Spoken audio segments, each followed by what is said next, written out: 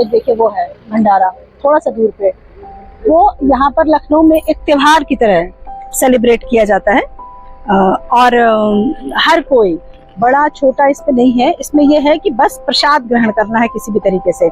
तो जो आपने कहानी गूगल में पढ़ी होगी हिंदू मुस्लिम एकता की, औलिया बेगम की, कि उनको हनुमान जी की कृपा से पुत्र की प्राप्ति हुई, तो उन्होंने ये कहा इस दिन, तो उन्होंने इस पर आयोजन किया और पानी वितरण करना शुरू किया, क्योंकि आप जानती हैं जून के महीने में गर्मी बहुत होती है।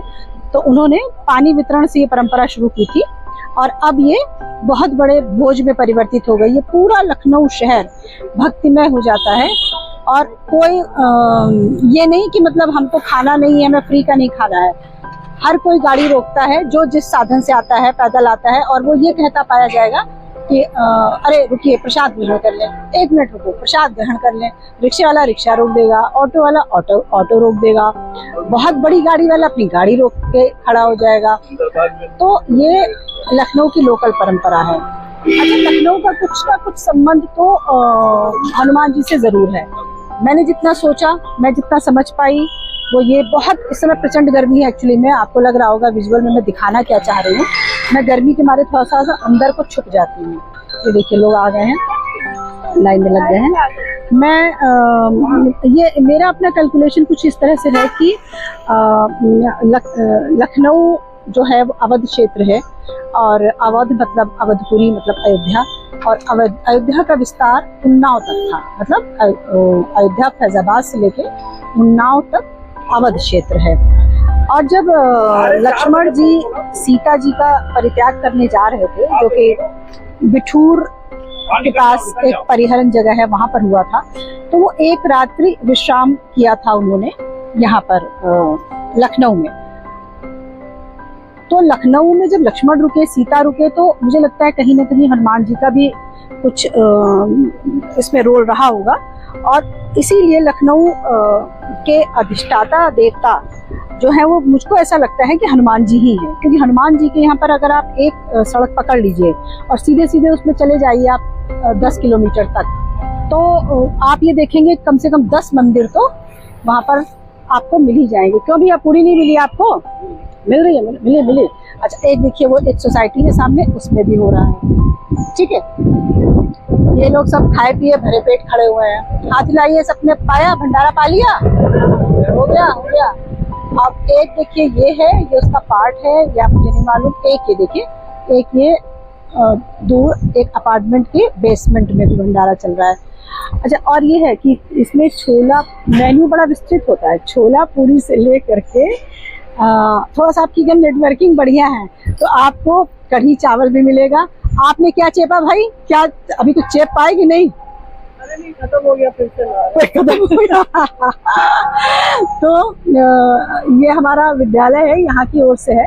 तो हम हमारा संस्कृत संस्थानम है, उसकी तरफ से हो रहा है।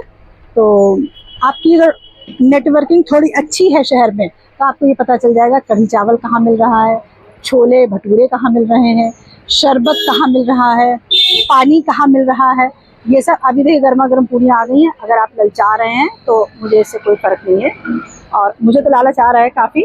तो मेरा मतलब ये है कि, और एक बात और बताऊँ आपको बड़ी इंटरेस्टिंग, लखनऊ से 10 किलोमीटर बाहर निकल जाइए क्षेत्रफल में तो आपको ये त्यौहार नहीं मिलेगा, ये सेलिब्रेशन नहीं मिलेगा। ये केवल लखनऊ की परंपरा है, और कुछ लोग कहते हैं ये हिंदू मुस्लिम एकता की पहचान है, और शायद हनुमान जी की ही ऐसी कृपा रही कि आप इतिहास उठा के देख लीजिए, लखनऊ में कभी भी हिंदू मुस्लिम दंगे नहीं हुए हैं।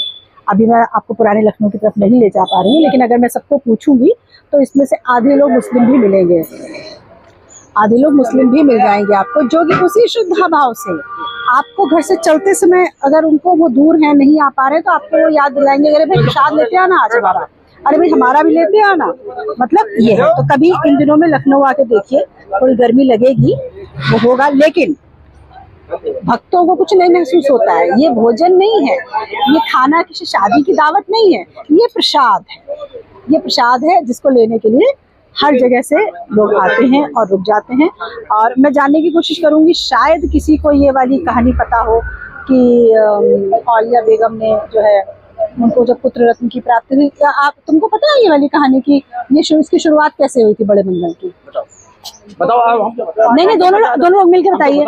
आइए बड़े मंगल की शुरुआत बताइए कैसे हुई थी? बड़ा मंगल इसलिए मनाया जाता है कि मतलब यहाँ पर ज्येष्ठ का महीना सबसे गर्म महीना माना जाता है। इस गर्म में बहुत लोग अपने रोजगार लेने निकल पाते हैं, तो कुछ नहीं करते, तो उनके भोजन प्रसाद बनाने की व्यवस्था कराने लोग भूखे न रहे, उनके लिए श्री हनुमान जी को स्मरण करते हुए उनका आह्वान करके इन सबको भोजन प्रसाद को ग्रहण कराया जाता है। 4 मंगल। अच्छा, इस बार 8 मंगल 8 हो गए। आपने देखा होगा हमारे पुरखे तो कहते थे पूरे टाइम याहू लगाया। हाँ, वही। तो अब जो है कम से कम एक दिन तो कर लें, हफ्ते में एक दिन या सैटरडे। नहीं, एक वो कहानी भी है ना कि जो नवाब की पत्नी थी औलिया बेगम, उनको पुत्र रत्न नहीं हो रहा था, तो उन्होंने उनकी आराधना की हनुमान जी की। तो उनको देखिए, इसके आगे चक्कर में किसी को वीडियो की नहीं पड़ी है, बूंदी नहीं मिस हो जाए, बूंदी नहीं मिस होनी चाहिए, प्रसाद, और मेरा भी नहीं मिस होना चाहिए, मेरा भी ले लीजिए। अच्छा, इतना ही है। अच्छा चलिए, तो चलिए भाई मैं भी ले लेती हूँ प्रसाद। औलिया बेगम वाली कहानी गूगल में भी है, उसमें कुछ नयापन नहीं है, वो मैं आपको आऊंगी। ये जो मैंने आपको दिखाया है इसमें एक नयापन सा है, वो देखिए बड़े बड़े कनस्तर वो आ रहे हैं, बड़े बड़े बाल्टे, और इन सब में, और ये सब सुबह से चल रहा है, पूरे शहर में चल रहा है, शहर के आउटर में भी चल रहा है। तो कभी कोई किसी यात्रा के दौरान अगर आप यहाँ से गुजरे तो बड़ा मंगल हो, जेठ हो, जून का महीना हो, तो ज़रूर ये देखिए पूरी, ये देखिए ये भाई साहब घर से लेके चले गए, तो आप ज़रूर उतर जाइएगा और इसको खाते हुए ही जाइए। चावल भी है इसमें। हाँ, अक्षत के चावल भी है। अब जरा मैं भी खा लूँ, ठीक है ना? बाय।